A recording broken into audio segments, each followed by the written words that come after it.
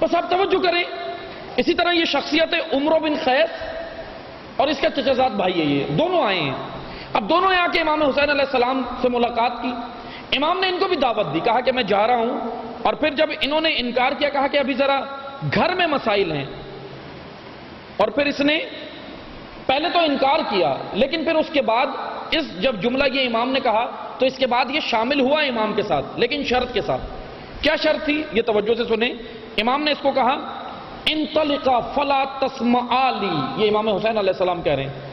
اس نے جب اس کو دعوت دی، واعیتن ولا تریا علی سواعدن فانہ، میں اردو پڑھ دیتا ہوں کیونکہ عربی کا وقت نہیں رہے گا. امام نے کہا کہ اگر ہماری مدد نہیں کر سکتے تو اس علاقے سے دور چلے جاؤ، اتنا دور چلے جاؤ کہ ہمارے استغاثے کو سن نہ پاؤ، حلمن کو نہیں سن سکے، اتنا دور چلے جاؤ. امام نے نفرت کے ساتھ کہا، اس سے بیزاری کے ساتھ کہا کہ اتنا دور چلے جاؤ پھر ہماری آواز کو نہ سن سکو. پھر امام نے آگے جو جملہ کہا، کان حقا علی اللہ عز وجل ان یکبہ علی منخریہ فی. امام نے کہا کہ سن، اگر مدد نہیں کر سکتے، اگر دین کے لیے نہیں آ سکتے تو بہت دور چلے جاؤ، اتنے دور چلے جاؤ کہ میری آواز تمہارے کان میں نہ آئے. کیونکہ اگر میرا استغاثہ کسی کے کان میں آیا اور مدد کو نہیں آیا تو اللہ کو حق بنتا ہے کہ اس کو اوندھے منہ جہنم میں ڈالے. حلمن کی صدا ایسا نہیں ہے ختم ہو گئی، آج بھی ہے، آج بھی ہے. حلمن امام نے کب کہا؟ جب سب شہید ہو گئے. کیوں؟ اس وجہ سے کہ امام نے اس لیے ہمیں نہیں پکارا تھا، آج ہمیں بھی پکارا امام نے. امام نے اس لیے نہیں پکارا تھا کہ مجھے علی اکبر کو بچوانا ہے، امام تو خود لے کر گئے اللہ کی راہ میں. حضرت عباس کو بچانا اس لیے نہیں پکارا. امام نے حلمن جب کہا جب سب شہید ہو گئے، اس لیے کیونکہ امام حسین نے ایک حکمت یہ بتا رہے ہیں کہ یہاں تک دین میں نے بچایا ہے، اب میرے بعد دین پر اگر آنچ آئے، بدعتیں ڈالی جائیں تو جو فرش عزا پر آئے وہ عزادار ذمہ دار بن کے دین بھی بچائے. پھر اس نے لبیک کہا ہے، ورنہ زبان نہیں عملاً لبیک. دین کو اس نے بچانا ہے، دین کے اندر اب کوئی آنچ نہ آئے، یہ ذمہ داری رکھی. پھر امام نے اس کو کہا کہ دور چلے جاؤ ورنہ اللہ تمہیں جہنم میں ڈال دے گا. اس نے پھر جانتے ہو کیا کہا؟ اس نے ایک شرط رکھی، کہنے لگا مولا میں چلتا ہوں آپ کے ساتھ لیکن میں حالات دیکھوں گا، اگر حالات آپ کے حق میں نہیں ہوئے تو مجھے اس شرط پر میری بیعت کریں کہ میں واپس جا سکوں. بہت عظیم ظرف ہے حسین ابن علی کا. ہم تو ہوتے تو بھگا دیتے، ہم تو ہوتے تو بھگا دیتے، لیکن امام نے اتمام حجت کر دی، سب سے جواز چھین لیا. کوئی یہ نہیں کہہ سکتا کہ مولا نے مجھے موقع نہیں دیا، جواز چھین لیا حسین ابن علی نے. اب یہ نہ کہ موقع نہیں دیا، سب کو موقع دیا. اس کو اسی شرط کے ساتھ رکھ لیا کاروان میں، اپنے اس کو اسی شرط کے ساتھ رکھ لیا. کہنے لگے ٹھیک ہے چلو. اس نے کیا کہا تھا؟ میں حالات دیکھوں گا، اگر آپ کے مخالف چلے گئے تو مجھے اجازت ہوگی پھر واپس جانے کی. امام نے کہا ٹھیک ہے. اس کی معرفت ہی اتنی تھی، اس کی معرفت ہی اتنی تھی. بہرحال امام نے اس کو شامل کر لیا. آیا کربلا کے میدان میں، آیا رہا، شب عاشور رہا، سب اس نے آنکھوں سے دیکھا، پانی بند ہوتے ہوئے آنکھوں سے دیکھا، بچوں کی صدائیں اس نے کانوں سے سنی. آپ دیکھیں بعض اوقات یہ شہوت غالب آ رہی ہے، یہ جو ہم شہوتوں کے پیچھے بھاگتے ہیں نا، شہوت غالب آنے کا میں ایک طریقہ بتاؤں آپ کو جو ہم جملہ اکثر کہتے ہیں شہوت غالب آنے کا. وہ جملہ یہ ہے عام بول چال میں، میرے دل نے یہ کہا، یہ شہوت کا جملہ ہے. ہاں کبھی یہ نہ دل کی مت مانو بلکہ رب کی مانو. رب نے کیا کہا؟ دل نے کہا اولاد ایسے ہونی چاہیے، رب نے کہا ایسے ہونی چاہیے. یہاں پر یہ تضاد آ گیا. اب یہ دیکھیں عقل اور شہوت کی جنگ آ گیا. آنے کے بعد سب کچھ آنکھ سے دیکھ رہا ہے، پانی بند ہوتے ہوئے دیکھ رہا ہے، اہل بیت پر مصیبت پڑ رہی ہے وہ دیکھ رہا ہے، سب دیکھ رہا ہے. امام حسین عمر سعد سے گفتگو کر رہے ہیں 6 محرم تک، بلکہ 8 محرم تک یہ سلسلہ چلا ہے گفتگو کا. چھپ کر ملاقات کرتا تھا عمر سعد. امام کی گفتگو ہو رہی ہے. پھر اس کے بعد مخبر نے خبر دی تو وہاں سے پھر پیغام آیا عبید اللہ ابن زیاد کا. آپ توجہ کریں، یہاں سے یہ ساری گفتگو دیکھ رہا ہے، امام حسین کے جملے سن رہا ہے، سارے خطاب سن رہا ہے، سب کچھ سن رہا ہے.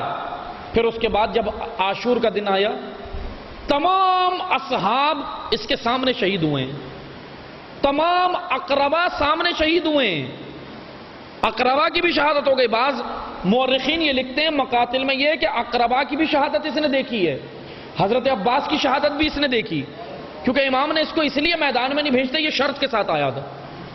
علی اکبر علیہ السلام کی بھی شہادت اس نے دیکھی، حضرت قاسم کی بھی شہادت دیکھی، اون و محمد سب کی شہادتیں دیکھی۔ سب دیکھنے کے بعد اس نے جانتے ہو کیا کیا؟ بڑا ایک دلچسپ واقعہ ہے یہ۔ اس نے دیکھا کہ جو لشکر اشقیاء اصحاب سید الشہداء کو شہید کرتا تھا، اصحاب امام حسین، اقربا امام حسین، اولاد امام حسین کو جب شہید کرتا تھا تو وہ ایک عمل کرتے تھے۔